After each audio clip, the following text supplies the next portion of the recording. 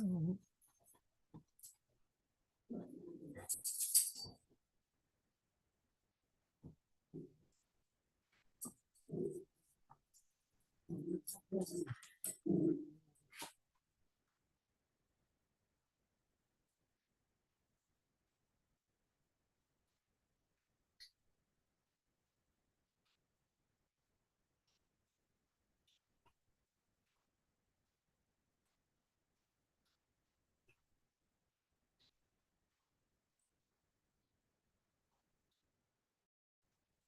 Hi, it looks like we are live. I have, not that I expect anyone to actually be here, but I do have my phone open if anybody does want to comment in the chat.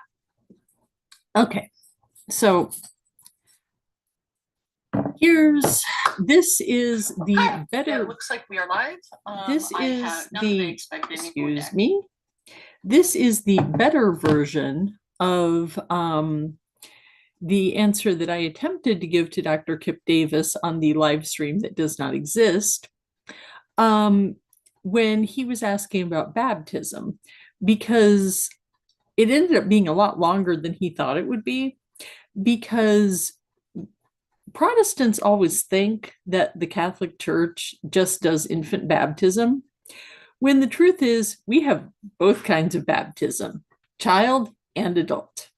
It's just that if you're raised Catholic, the only baptism that you really think about as being like baptism is infant baptism, because adult baptism happens on very specific days of the year, usually extremely important feast days, and adults get their get most of their sacraments. So baptism, confirmation, first communion, and sometimes even marriage, all in one thing.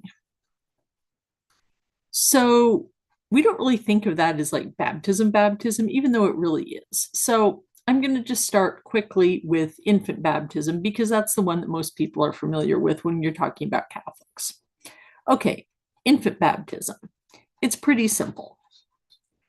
A couple is Catholic, they make a Catholic baby, or they acquire a baby from someone who wasn't able to take care of that baby, and they decide we're going to make this baby Catholic. So they take the baby to the church and they say, "Hi, we would like to make our baby Catholic." And the priest or the deacon sits down with them, and now it used to be that like the push was like baptism. Since we decided that basically unbaptized babies just kind of like go to heaven and then God takes care of them, and we're pretty confident that God isn't going to do anything mean to like a little tiny baby. Um, there's not such a pressure to baptize the kid. Baptism is, yes, it's making the kid a Christian, it's making them a Catholic, but it's also reminding their parents and their godparents and their community that they now have a responsibility to this child to raise them as a Catholic and to raise it and to do a good job of it so that this child will then progress through the further series of sacraments. So infant baptism, it's usually done when like usually in the first year of life, generally in the first 6 months. And what will happen is the parents have sat down with the priest and the deacon, and the priest or the deacon have been satisfied that this, because in some parishes deacons mostly handle the infant baptisms, and they sit down with the parents and make sure that the parents are actually committed to giving the child some kind of a Catholic upbringing. And, you know, some priests are a little more hard ass about it than others. Some deacons are a little more hard ass about it than others. Um, there are cases sometimes where if the parents really aren't practicing Catholics and they just want to do that because of like family pressure or something like that, Sometimes the priest or the deacon will say, no, I'm not going to baptize your kid because I'm not going to give them the burden of being Catholic without also having some confidence that you're going to teach them to be Catholic the right way. So, baptism is a big deal. It's a big deal for the kid, but it's also supposed to be a big deal for the parents because they literally are, in a sense, offering their child to God, and God is giving them their child back to raise. So that then the kid will have their best possible shot at doing what, they're supposed to do when they're Catholic, which we'll get into that later. But the point is that so you've got cute little baby. Cute little baby is taken up to the baptismal font because Catholics baptize infants by sprinkling or immersion rather than immersion, because frankly, there's a lot of places and times where taking a whole baby and immersing them fully in water is not necessarily like safe or healthy for the baby. So you just can't sprinkle some water on, but it's good enough. I mean, it's the same way that like the baby can't hold their baptismal candle. So like their godparent kind of like holds it to their little baby fist and does most of the work. And, reflex causes the baby to like grab onto the candle. And, if you see your baby has like a really good grip on their baptismal candle, it's like, yeah, that's a real one. That's like a sign that like your kid is going to cling to their faith. They had to pry my fingers off of my candle, by the way. Okay, so the point is you go through a ceremony. I didn't want to put somebody else's infant baptism up on there, so you've also just go watch The Godfather. You'll see the baptism scene. That's pretty accurate, right? Okay, so new baby, they're in their white little robe, they're baptized, they're anointed, they're ready to go on with their life as a Catholic. Now, what about adult baptism? Adult baptism is actually a little more complicated because in the Catholic Church, and this goes back to the Didache, which isn't in the canon, but but Catholics will still read and learn from stuff that isn't in the canon. To a Catholic, not in the canon means that not that it's completely worthless. Not in the canon means that there's something about this that was fundamentally flawed. And maybe you can't see it, or maybe you can, but ultimately, there is a reason why some very smart and basically pretty good people decided that this book was not going to make it into the canon. But so that's why we'll look at the Didache, and the Didache says, and it also says in the Bible, you baptize in the name of the Father and the Son and the Holy Spirit. And as long as you were baptized by that formula, by someone who had what Catholics consider to be an appropriate and proper understanding of the Trinity, or something that's pretty close to that. Like if you're like a Miaphysite, it's close enough. We don't really care. You're still a Christian, right? So if you are a Christian, so if you were baptized Baptist, right? You're baptized as an Anglican, your baptism is always still good. Now, the disadvantage of that is that Catholics believe that when you get baptized, that is essentially an exorcism that removes original sin from your soul. Now, obviously, if you've been walking around for a really long time with, the stain of original sin on your soul, that is going to leave some permanent and lasting effects. The hope is that by performing this exorcism ritual, when the child is tiny, that, maybe they'll sort of still have a little bit of that inclination to be a jerk, but maybe it won't be quite as bad as it would have been otherwise, right? And baptism, if you're an adult, gets you baptism, whether you're 6 weeks old or 6 months old or 6 years old or 60 years old, baptism gives you a factory reset on your soul. So, but you only get one. That's why Constantine got baptized on his deathbed. You only get one, you've got one shot. So if you got your factory reset at 6 weeks, guess what? That was the deal. Again, that's why they're not really pushing parents that aren't committed to baptize their kids. So anyway, so that means that, say, like a Lutheran comes into a Catholic church and wants to join the Catholic Church, they don't have to be rebaptized. All they have to do is be confirmed in the Catholic Church, which we'll get to on one of our subsequent videos on confirmation. But say you're a person who was raised secular, was Hindu, Buddhist, Muslim, Jewish. We don't really encourage Jews to convert anymore, but if somebody shows up and is like, yo, we're like, okay, as long as everybody's cool, okay, good. Anyway, they show up and they ask to be baptized as an adult. They get baptized. Now, again, and I want to emphasize this, the Catholic Church does not rush anyone to baptism.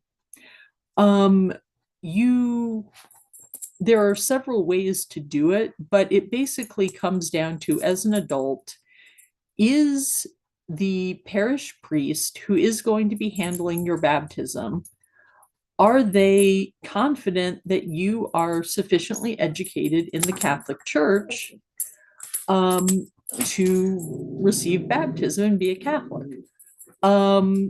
This is why a lot, and this process is called OCIA, or RCIA is the old name. And OICA, Marshmallow, hush. And OICA, yes, Marshmallow is very upset that he will never have a chance to go to OCIA class, because although the Catholic Church would theoretically be willing to baptize a space alien, we are not currently willing to baptize dogs. Anyway, excuse me, forgive me, I'm going to mute this.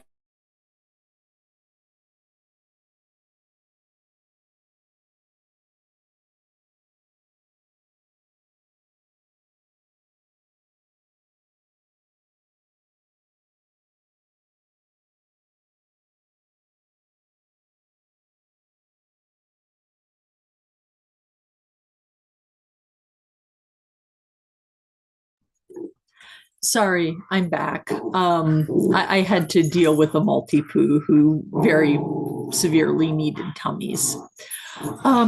Anyway, so so a random person who was not raised with any religion in particular shows up. Typically they would go to an OCIA class, which is going to be 1 hour, which will typically be at a minimum 1 hour once a week for 6 months. Although now in my diocese, they're talking about going to like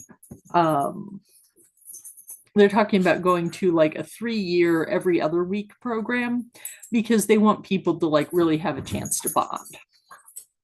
So the point is that you've spent anywhere from 6 months to several years studying up in order to be received into the Catholic Church. If you're a grown up, because presumably if you're a grown up, you're going to have to, well, for lack of a better word, deconstruct and then reconstruct. And we have a process for that because honestly, the Catholic Church kind of has a process for everything. Now, you may be asking to yourself, so what about JD Vance? Well, the thing is that even though there is a system, ultimately it kind of operates on the priest's discretion. JD Vance had a parish priest who was a very young man who was in his first year of priesthood, in his very first parish assignment, who thought that they could just sit down and spend a summer having a book club and read St. Augustine and read all the church fathers and that kind of stuff and talk about things. And at the end of it, JD could be baptized. Well, I mean, JD Vance got publicly called on the carpet by the Pope twice. And apparently has quit going to mass all that often. I'm not his wife, I'm not his priest, I'm not in his congregation, I don't know him personally. I don't know what's going on in his mind. I know that if I had sent out a tweet and the Pope, and indeed the future Pope, plus a whole bunch of cardinals, had like told me that I was a frickin' idiot, I'm just gonna say it, like I would probably right now be like in a cave somewhere praying the rosary and trying to figure out where I went wrong. So, maybe this is an indication that sometimes adults need to trust the process. But usually, adult baptism works really, really well. And the reason why adult baptism works really well is because there's a big process, there's informed consent.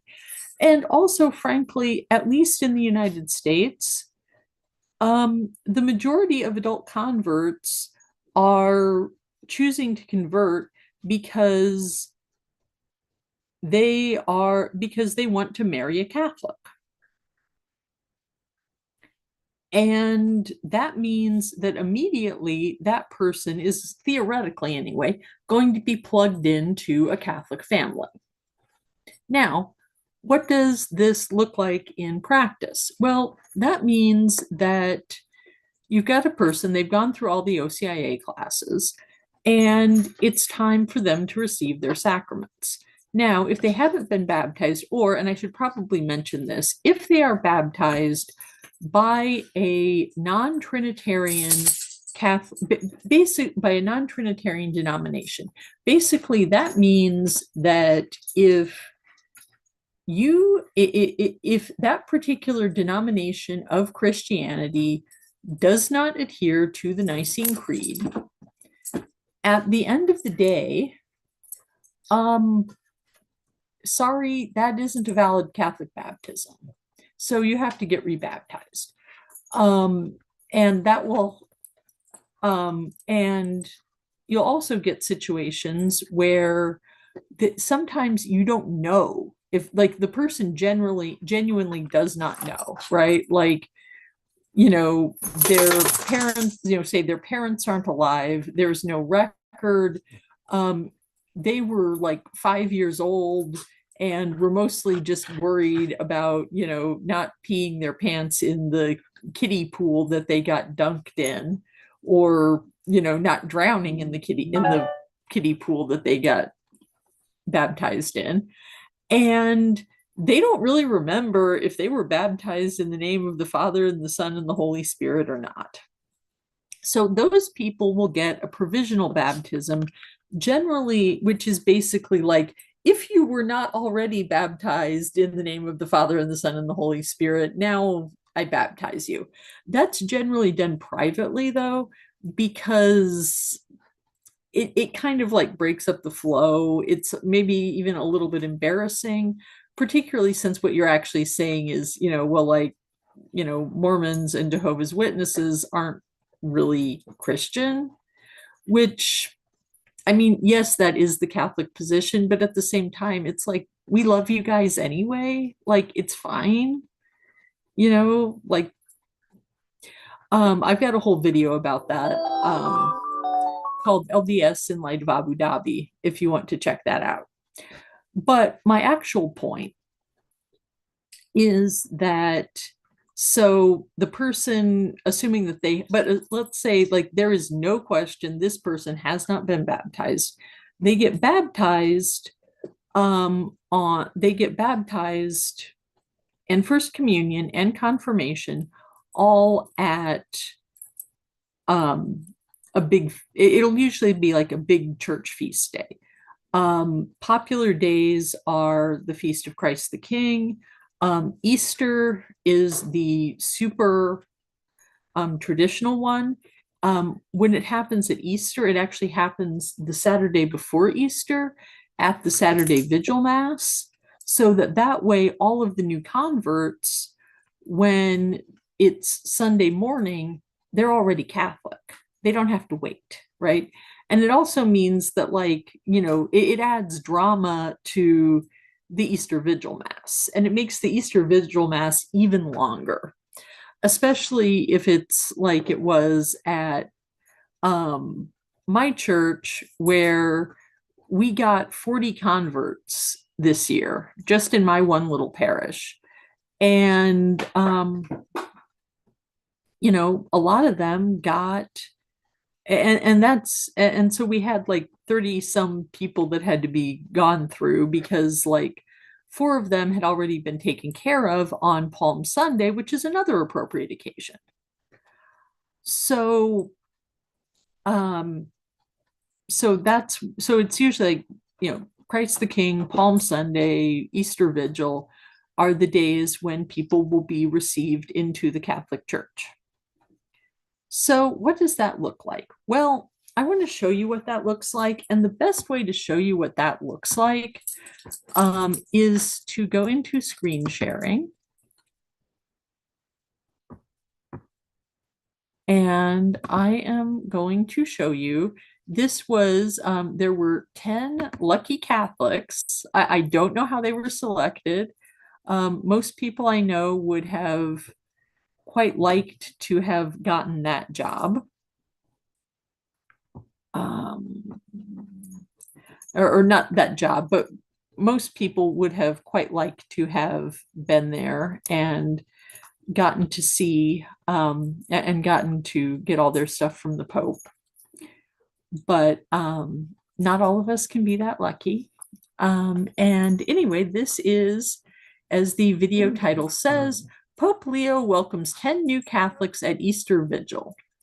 So the liturgical colors for the Triduum are red and white, and sometimes gold as well.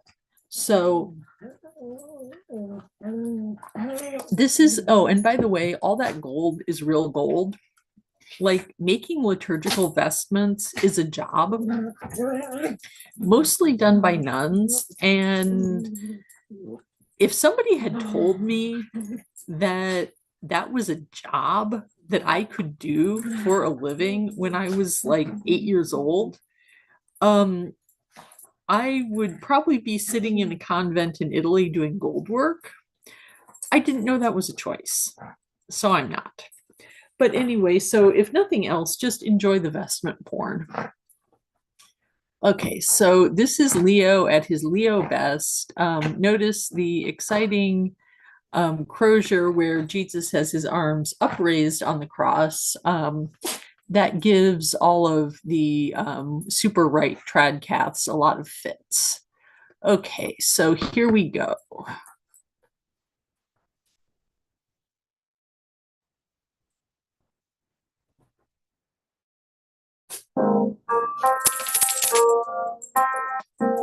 Okay. Nel nome del Padre e del Figlio e dello Spirito Santo.